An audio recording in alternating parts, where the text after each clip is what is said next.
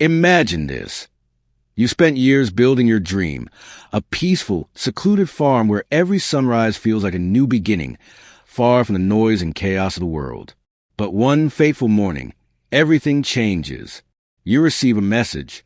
It's from the very people who are supposed to help protect your community. The HOA.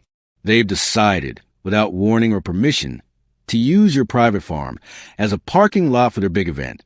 And when you drive up to see it for yourself, what you discover will leave you speechless.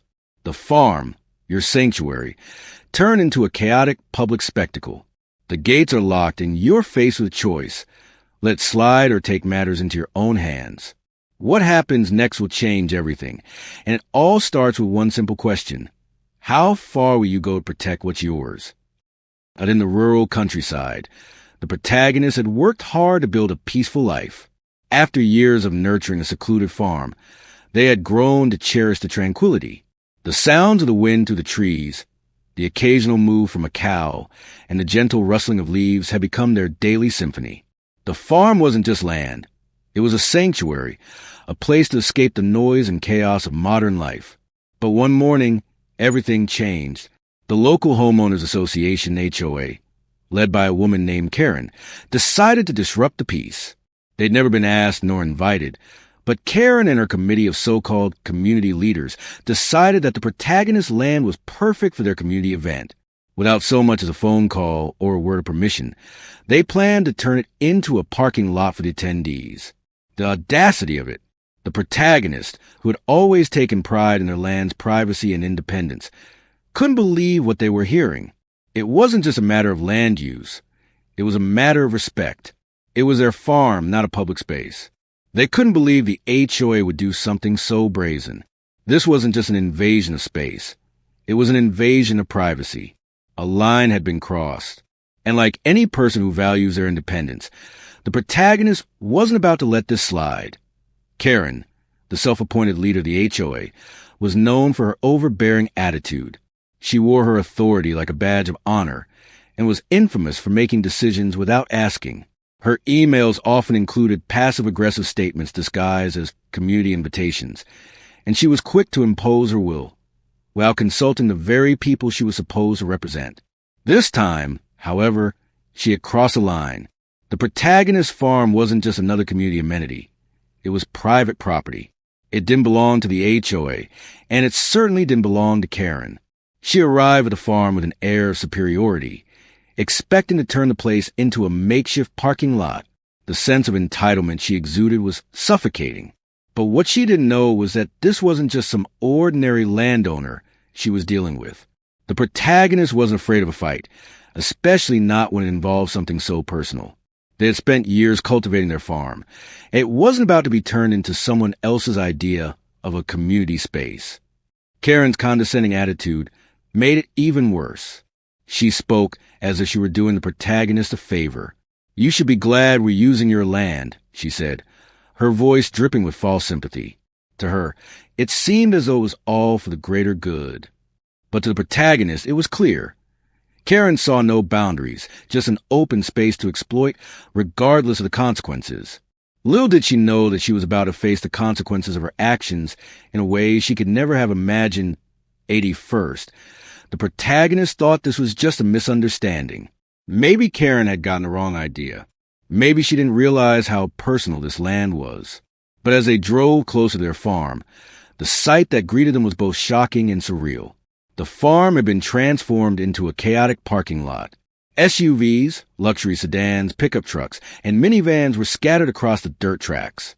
A cheesy tent had been set up with a banner that read, "Welcome to the Rural Support Point, official HOA event parking lot." The protagonist's jaw dropped. It felt like a nightmare. What was meant to be a peaceful retreat had been turned into a public spectacle. The parking lot had more cars than a shopping mall at Christmas time, and there were people in bright yellow vests directing traffic as if it were a festival or concert.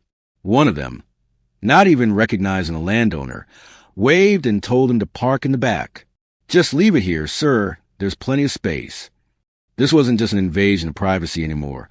It was a violation of trust. The protagonists had always kept their farm off limits to the public. It was a space for peace, not for the chaos of community events.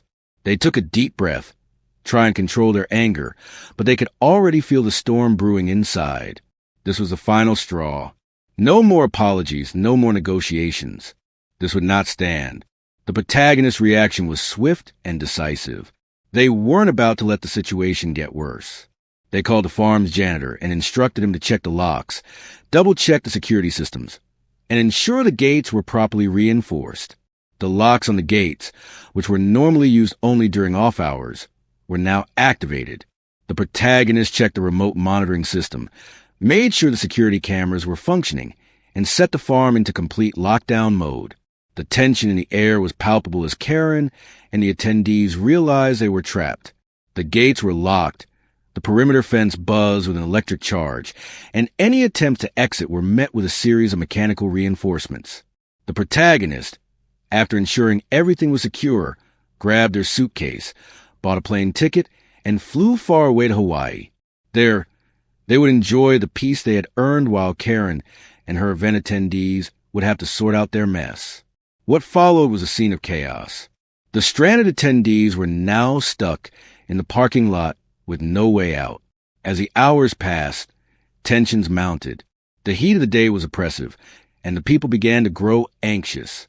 Children cried, elderly residents complained of the sweltering heat, and people started to lose their patience. Karen, who had spent so much energy trying to control everything, was now helpless. She tried calling protagonists for help, but the phone went to voicemail. No one could reach the protagonist. They were gone, and Karen was left to deal with the consequences of her impulsive decision.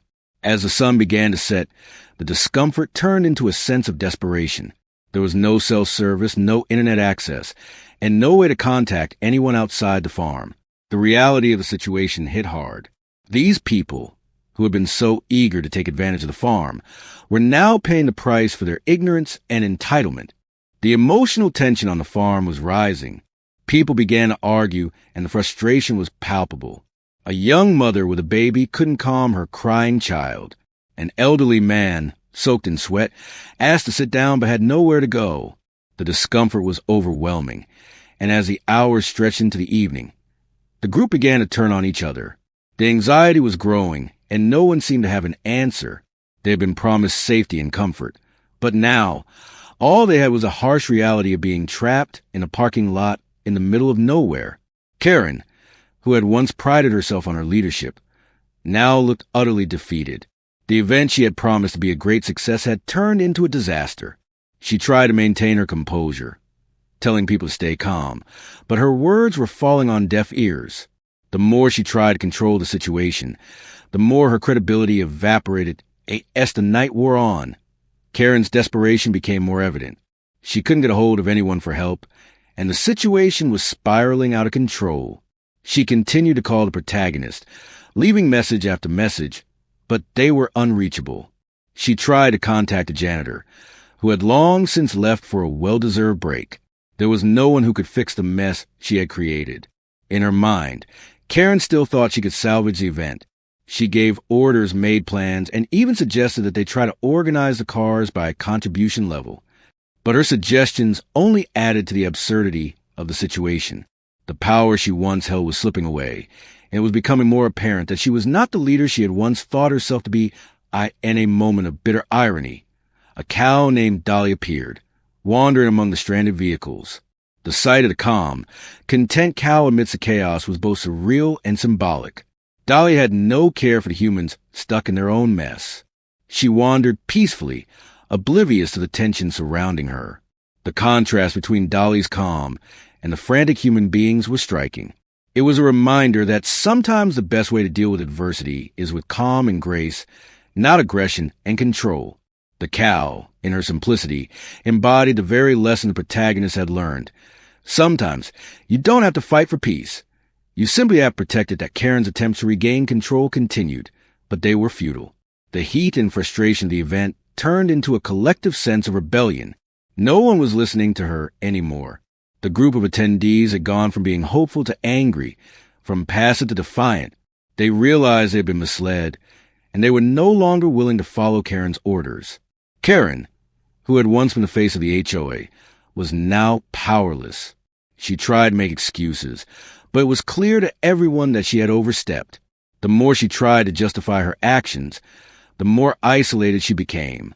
The protagonist, meanwhile, was thousands of miles away, enjoying their freedom and watching as the chaos unfolded. The contrast between the two was stark. One person at peace, the other had nothing but regret. By the time the janitor returned and unlocked the gates, the damage had already been done. The attendees, disheveled and exhausted, slowly began to drive away. The protagonist's farm had turned into a symbol of resilience and self-respect. It wasn't just about locking the gates. It was about standing firm in the face of authority and not allowing others to overstep their boundaries. Karen, now defeated, tried to salvage her dignity, but it was clear that her reputation had been ruined. The neighborhood group turned against her, and her position was eventually abolished.